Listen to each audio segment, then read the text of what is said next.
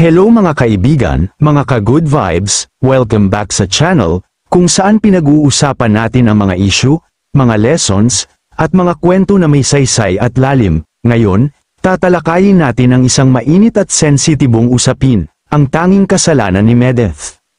Ano nga ba ang nangyari, at bakit tila isang simpleng desisyon lang ang naging mitya ng hindi pagkakaunawaan sa loob ng isang grupo ng mga tagapagtatag o founders? Let's dive in. So sa ating kwento, may isang grupo ng mga founders, mga taong nagsama-sama para buuin ang isang proyekto, charity, organisasyon, o marahil isang adhikain o beneficiary sa ganitong mga samahan. Mahalaga ang tiwala, komunikasyon, at patas na pagtrato. Pero dumating ang isang punto kung saan nagkagulo ang ilang mga founders, nagkaroon ng hindi pagkakaintindihan, siguro may bangayan, selosan, o hidwaan sa ideya o direksyon ng grupo. At sa gitna ng tensyon, naroon si Medeth. Hindi siya direktang sangkot sa gulo, hindi siya nakipag-away, hindi siya nanira, ang tanging kasalanan daw ni Medeth. Hindi siya pumagitna. Kapag sinabing hindi siya pumagitna, ibig sabihin, sa oras ng gulo, hindi siya nagbigay ng pahayag, hindi siya naging tulay, hindi siya kumampi o pumagitna para isalba ang relasyon ng grupo community. Sa mata ng ilan, ito ay isang anyo ng pagpapabaya. Ang pananahimik ay nakita bilang pagkiling, kahit wala siyang sinabing mali o tahasang pinanigan. Sabi nga ng kasabihan, kung ikaw ay nanahimik sa harap ng mali, bahagi ka na rin ng mali. Ngunit, patas ba ito? Dito nagsisimula ang mas malalim na tanong.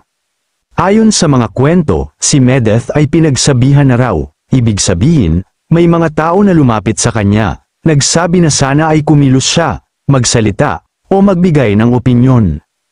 Pero sa kabila ng mga pakiusap, hindi siya nakinig, hindi siya gumalaw sa paraan na inaasahan ng mga tao. Bakit kaya? Posibleng ayaw niyang makisali sa gulo. Posibleng hindi niya alam kung paano magsalita nang hindi lalong gumulo ang sitwasyon. O baka naman, pinili niyang maging neutral, isang posisyon na hindi laging naiintindihan ng lahat.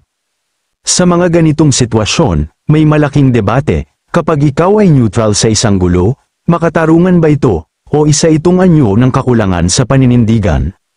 Para sa iba, dapat ang isang miyembro ng grupo, lalo na kung may respeto at posisyon, ay may obligasyong umakto bilang tagapamagitan, hindi pwedeng tahimik lang habang unti-unting nasisira ang pundasyon ng samahan. Para naman sa iba, ang neutrality ay isang valid na choice, hindi lahat kayang maging tagapamagitan, minsan, mas lalala pa ang sitwasyon kapag pinilit magsalita ang taong walang sapat na kaalaman o emosyonal na kapasidad.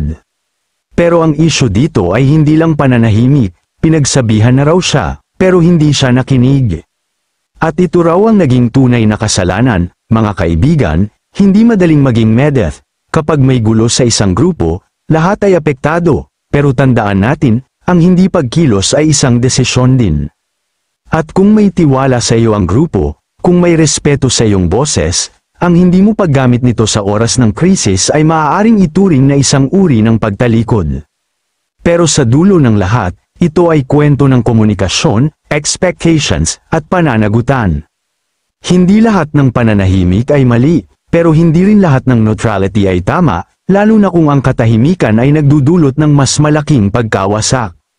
So yan ang buong salaysay ng Demanoy Tanging Kasalanan ni Medeth. Isang paalala sa ating lahat, sa isang grupo, o community responsibilidad ng bawat isa na maging bahagi ng solusyon, at minsan, ang hindi pakikialam ay may kabigat-bigay ding epekto. Kung kayo ang nasa posisyon ni Medeth, anong gagawin ninyo? Comment down below, gusto kong marinig ang opinyon ninyo. Don't forget to like, subscribe, at ishare ang video na ito kung may natutunan ka. Hanggang sa susunod, peace, respect, at malasakit sa bawat isa.